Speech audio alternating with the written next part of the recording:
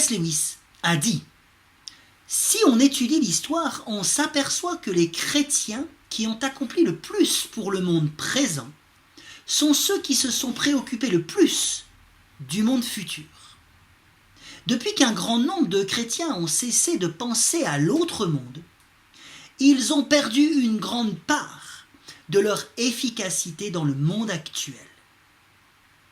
En effet, mes amis, vivre uniquement pour le monde présent, recroqueviller sur soi, une attitude que génère particulièrement notre monde postmoderne, est un piège diabolique particulièrement pour un chrétien.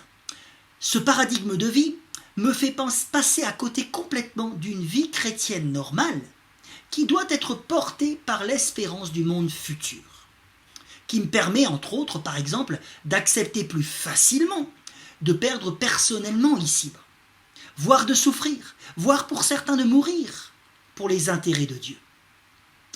En effet, je suis convaincu que mon héritage est au ciel. Je ne passe pas donc tout mon temps à préserver coûte que coûte mes intérêts propres ici-bas, à faire de ce monde ma fin. Je me concentre prioritairement sur les intérêts du Seigneur. Je sers en attendant ma part. C'est pour cela que j'ai choisi de faire cette série de prédications sur la Nouvelle Jérusalem, Jérusalem céleste, que nous puissions regarder encore plus vers le monde futur, vers lequel, si nous sommes en Jésus-Christ, nous marchons par la foi, afin que ces réalités influencent puissamment, c'est ce que Dieu veut pour nos vies, mes amis, notre existence sur terre. Rappelez-vous, la semaine dernière, nous nous sommes penchés sur 2 textes majeurs de l'Ancien Testament, qui s'affichent maintenant à votre écran, qui parlent, j'espère vous avoir convaincu, de la Sion céleste. Nous avions vu que cette Sion future, décrite, va voir influer vers elle un flot de juifs et de non-juifs qui seront attirés par la parole de Dieu. Elles seront attirées vers la lumière du Seigneur, sa justice. Et elles trouveront là-bas un pays sans guerre, sans mort, sans virus, sans larmes. Nous avions vu aussi que ces personnes qui pourront se rendre à la cité de Dieu seront celles qui seront déclarées par le roi citoyen de sa cité. Celles qui seront inscrites pour obtenir la vie. Ésaïe 4, verset 3. Conclusion de la fois dernière, cette réalité glorieuse qui nous met l'eau à la bouche, décrite par les prophètes, sera seulement une réalité pour certains. En effet, ce nouvel exode, et nous allons le constater aujourd'hui avec les textes que nous allons étudier, cette marche est rendue possible grâce à l'œuvre d'un homme spécial qu'il faut absolument suivre. D'ailleurs, vous le verrez aujourd'hui, la description de la nouvelle cité est entremêlée dans les textes que nous allons étudier avec les oracles qui annoncent l'arrivée de cet homme providentiel. De sorte que nous devinons le lien étroit qui unit, comme le dit Henri Blocher, les destins du serviteur et de Dame Sion. Premier texte à lire. Les textes vont s'afficher sur votre écran. Michée 4, 1 à 9, Michée 5, versets 1 à 4. Et si vous êtes super motivé, j'espère que vous l'êtes, relisez Ésaïe 2, versets 2 à 5. Je reviens.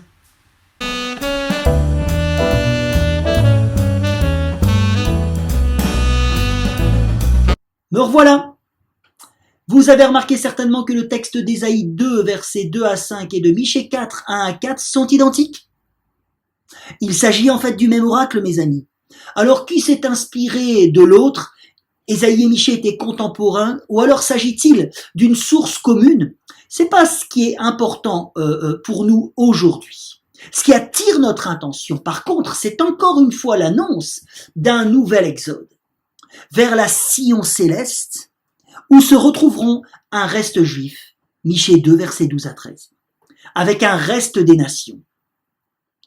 Si, au temps du prophète, la Sion terrestre est peuplée de chefs indignes, Michée 3, verset 1, de prêtres corrompus, verset 11, qu'elle va d'ailleurs bientôt être labourée pour ses péchés, ce qui veut dire jugée, verset 12, Cela peut être considéré, paradoxalement, comme les douleurs de l'enfantement. Oui, parce que si on va accoucher d'une nouvelle réalité, dit le prophète, chapitre 4, verset 10, ou un nouveau roi, qui sera le Seigneur lui-même, chapitre 4, verset 7, va régner du haut de cette nouvelle Jérusalem. Oui, parce que vous avez remarqué que deux lieux emblématiques de cette cité sont décrites, symbolisés, pour symboliser, selon moi, le renouvellement complet de la ville, ou peut-être même du pays tout entier. Sion, le lieu du temple, et chapitre 4, verset 8, l'Ophel, qui était le centre administratif de Jérusalem, collé à la colline du temple. Mais il y a un troisième lieu décrit ici, qui est très important, et j'espère que vous l'avez vu, qui est en lien d'ailleurs avec le reste de la section par le « et toi », que nous trouvons aussi au chapitre 4, verset 8. « Et toi », chapitre 5, verset 1, « Bethléem Ephrata, de la ville d'origine du roi David, sortira, celui qui va dominer sur le peuple de Dieu, installer le fameux règne de paix, parce que lui-même est la paix. » Chapitre 5, verset 4. Ce nouveau roi davidique est d'ailleurs plus qu'un homme. Son origine remonte au temps jadis, nous dit Michée. C'est en fait, selon mon interprétation, selon ma lecture, le Seigneur du chapitre 4, verset 7. Soufflons un peu et rebasculons tranquillement dans le livre d'Ésaïe. Chapitre 7, verset 14. Le prophète annonce quant à lui un enfant roi qui va naître d'une jeune fille ou d'une vierge. Un enfant qui pourra être considéré comme Dieu avec nous, Immanuel. Et cet enfant est aussi décrit comme tiens, chapitre 9, verset 6, descendant de David, qui va amener un nouveau royaume de tiens, de paix. Il est prince de la paix, verset 5. Cet enfant a même les titres de Dieu lui-même. Dieu, héros, Père, éternel. Ésaïe nous donne un peu plus de détails sur l'œuvre de ce personnage providentiel à venir. Chapitre 11, versets 1 et 2. Il annonce que quelqu'un de la famille de Jessé, qui était le père du roi David. Donc encore une fois, ce personnage davidique va sortir et qu'il sera rempli de l'Esprit de Dieu. Cette description est encore une fois enchevêtrée avec des annonces sur un temps de paix futur sur la montagne sacrée de Dieu, chapitre 11, où le loup, verset 6, séjournera avec le mouton. Aucun mal ne se fera en ce lieu, dit le prophète, et ce temps sera caractérisé par la connaissance généralisée du Seigneur. Mais alors, comment pouvons-nous y aller sur cette montagne? Vous êtes peut-être en train de vous dire cela. Certainement que les contemporains d'Ésaïe à la lecture de ce livre se disaient cela aussi. C'est là le problème. Et je vous invite maintenant à prendre le temps de lire chapitre 35, versets 8 à 10. Prenez le temps. Ésaïe annonce qu'il y aura une route qui mène à ce lieu sacré frayé par le Seigneur lui-même. Mais qu'aucun impur ne pourra y marcher, aucun imbécile, en contraste avec ceux qui connaissent Dieu. Conclusion, ni les contemporains d'Ésaïe, ni Ésaïe lui-même, ni moi, ni vous ne pourront y aller. Merci Aurélien. Vidéo très encourageante. Je vais repartir maintenant dormir, désespéré. Non! Il y a un espoir, regardez, verset 4, verset 9 du chapitre 35.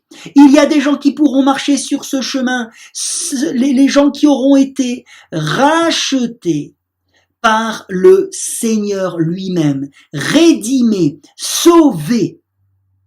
Mais alors par quels moyens?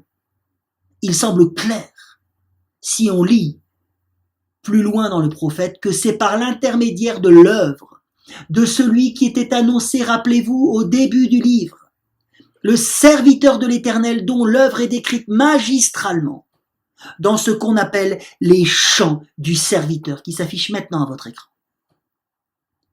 Vous remarquerez d'ailleurs que le chapitre 11, verset 10 annonçait une racine de Jessé et que c'est le même terme utilisé pour désigner le serviteur au chapitre 53, verset 2. Vous remarquerez aussi qu'au chapitre 11, verset 2, il était dit que cette racine serait remplie de l'Esprit du Seigneur. Chapitre 42, verset 1, le serviteur est décrit comme étant rempli du souffle de Dieu. Alors, qu'est-ce qu'on apprend dans ces chants du serviteur sur son œuvre? Je vais résumer. Qu'il va mourir, porter nos fautes, se donner en sacrifice, chapitre 50, verset 6, et aussi chapitre 53, pour que beaucoup soient purifiés, chapitre 52, verset 15. Purifiés, tiens, rappelez-vous, aucun impur ne pourra aller sur le chemin frayé par le Seigneur. Lui, par son œuvre, va purifier beaucoup. Beaucoup vont accéder à une nouvelle alliance avec le Seigneur.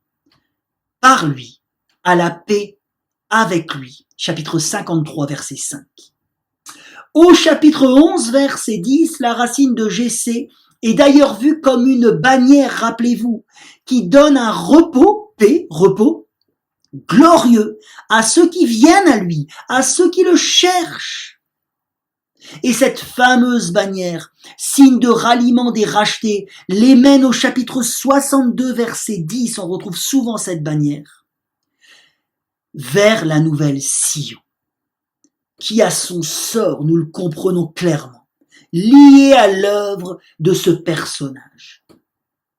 Au chapitre 49, verset 6, d'ailleurs, le serviteur est désigné comme celui qui va ramener les Juifs et les non-Juifs, Ésaïe 2, parce qu'il est la lumière des nations. Par ailleurs, et je suis maintenant redevable envers un article qu'avait écrit Henri Blocher, scrutons le lien, qui ne peut être une coïncidence, entre le renouvellement de Sion et l'œuvre du serviteur, dans une section particulière. J'attire votre attention.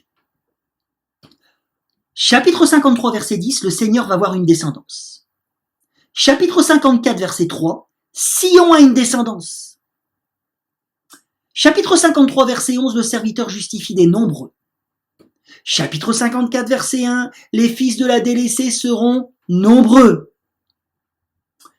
Chapitre 53, verset 5, le châtiment qui nous donne la paix est tombé sur lui. Chapitre 54, verset 13, la paix des fils de Sion sera grande. Alors, je vous invite à résumer tout ce que nous avons vu, beaucoup de notions, avec le chapitre 55 du livre d'Ésaïe, qui condense beaucoup d'informations décrites dans le livre en entier. Je vous invite à faire cette dernière lecture, chapitre 55 du livre d'Ésaïe, et on fera un résumé ensemble.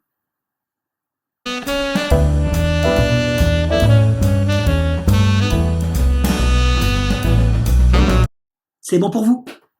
La marche proposée est donc spirituelle, mes amis. Le nouvel exode est spirituel. Ceux qui se repentent, qui cherchent à changer, chapitre 55, verset 7, trouvent de la nourriture, c'est-à-dire la parole de Dieu, chapitre 55, verset 3. Venez! S'ils en mangent, c'est-à-dire qu'ils croient en cette parole, ils se voient intégrés à une alliance perpétuelle, chapitre 55, verset 3. Cette parole les fait connaître Dieu. Connaissance, montagne sacrée, connaissance. Chapitre 55, verset 5. Les change profondément. Chapitre 55, verset 11. Et ils sortent alors non pas d'un lieu, ça paraît logique quand on lit Ésaïe, mais de leur ancienne condition de pécheur qui les condamnait pour être conduits. Chapitre 55, verset 12, dans la paix. La vie de Jésus colle, et vous le verrez encore plus la semaine prochaine avec la vidéo que Nathan va produire, à la description des prophètes. Lui qui est né à Bethléem d'une vierge qui a manifesté par ses actes, dans ses actes une puissance qui ne peut être que celle de Dieu. Son œuvre va l'identifier aussi au serviteur du livre d'Ésaïe. Il a souffert, on lui a craché dessus, il est mort à la croix alors qu'il était juste. De plus, Jésus lors de son ministère va s'identifier à ce serviteur. Rappelez-vous en Luc 4, verset 21, Jésus est dans une synagogue, on lui donne le rouleau d'Ésaïe, il lit Ésaïe 61 et qu'est-ce qu'il dit? Cette parole est accomplie aujourd'hui. Il va dire aussi à plusieurs reprises que sa mort et sa résurrection va donner la paix à ses disciples. Jean 14, verset 27.